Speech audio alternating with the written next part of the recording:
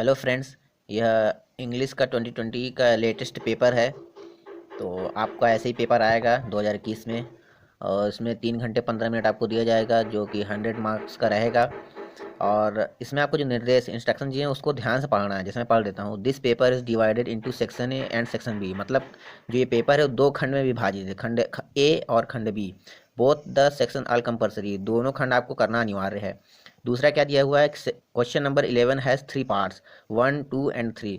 मतलब जो प्रश्न संख्या 11 है उसके 3 भाग हैं, 1 भाग, 2 भाग, 3 भाग। Attempt only 1 part of question 11। मतलब जो क्वेश्चन 11 दिए हैं उसमें 3 पार्ट है, 3 पार्ट में से आपको कोई एक पार्ट अटेम्प्ट करना है, तीनों नहीं करना है। अब तीनों में से आपको चांस मिल जाता है, जो आपको आता है कि वही करिए। अगर आप तीनों कर देंगे नंबर कट जाएगा। और तीसरा लिखा है all other questions are compulsory. Question number 11 छोड़कर जितने क्वेश्चन है वो सबको करना है।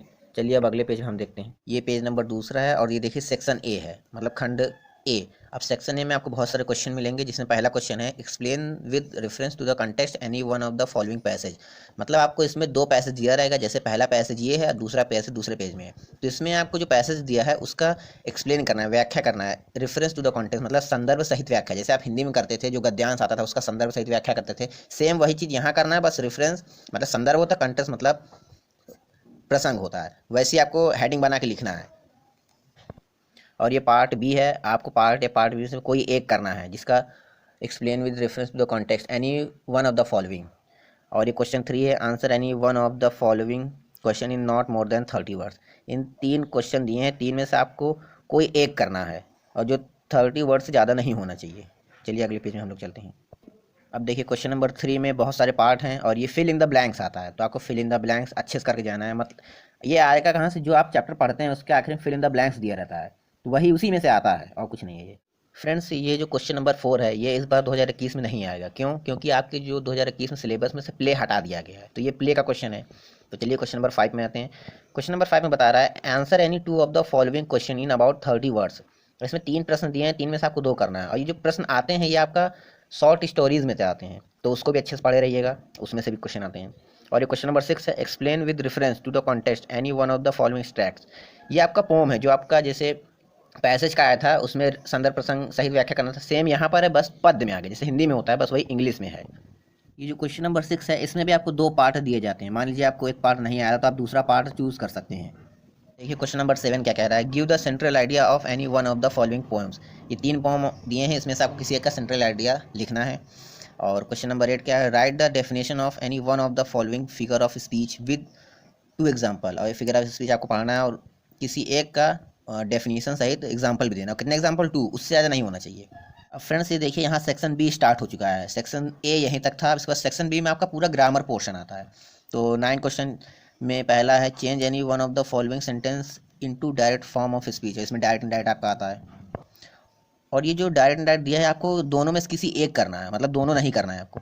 और बी में लिखा हुआ combine any one of the following as directed within brackets. जैसे पहला दूसरा दिया है, इसमें आपको कोई एक चेंज करना है। मान लीजिए जैसे पहला लिखा, जैसे पहला है उसको आपको सिंपल सेंटेंस में चेंज करना है। इसमें जैसे आपको दिखा देगा, मान लीजिए अब ये करते हैं तो आपको सिंपल सेंटेंस में उसको चेंज करना है। अगर आप ये करते हैं इसको कंपाउंड सेंटेंस में चेंज करना है। ये आपका सिंथेसिस में आता है।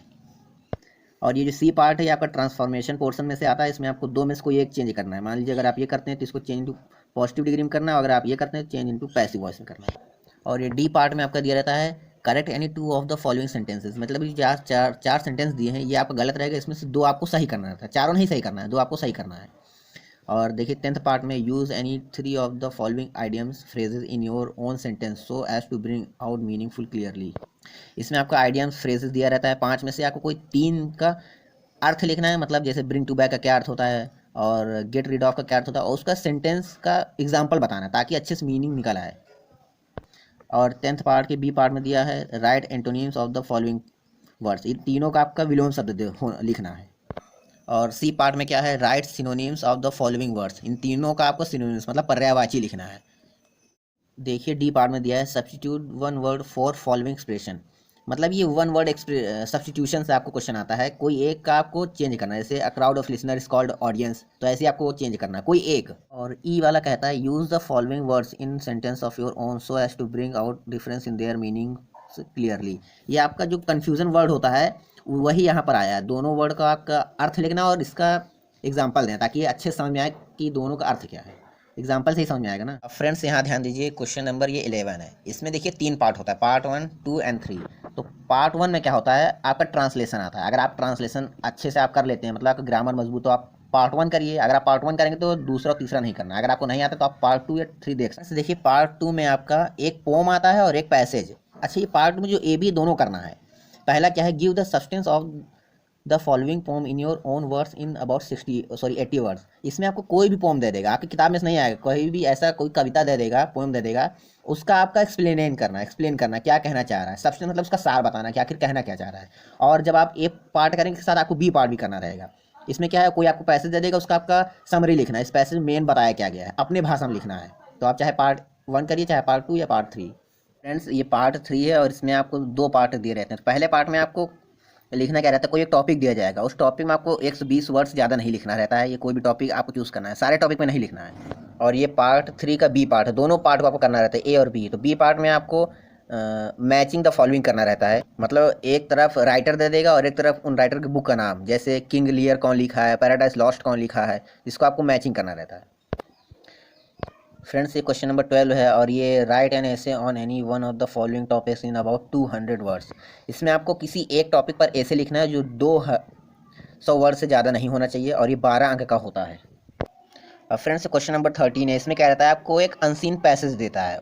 अच्छा फ्रेंड, जब अनसीन पैसेज आप करा करिए, उसको पहले ध्यान से पढ़ लिया करिए, उसके बाद आप क्वेश्चन पे जाइए। और फिर क्वेश्चन नहीं समझ में आए, फिर क्वेश्चन को ध्यान से पढ़िए, फिर पैसेज में आइए, तो आप कर लेंगे। और अनसीन पैसेज आपको पूरा करना रहता है। और ये देखिए अनसीन पैसेज में क्वेश्चन दिया है A B C और C के 2 पार्ट हैं।